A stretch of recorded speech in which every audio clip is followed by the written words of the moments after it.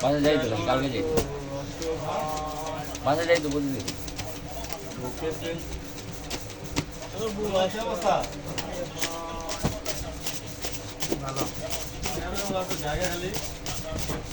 আর লে পলাইছে মোবাইল টোবাইল আলামিন বলে আনলাম তাও সুযোগটা পাইছে কেমন ওই যে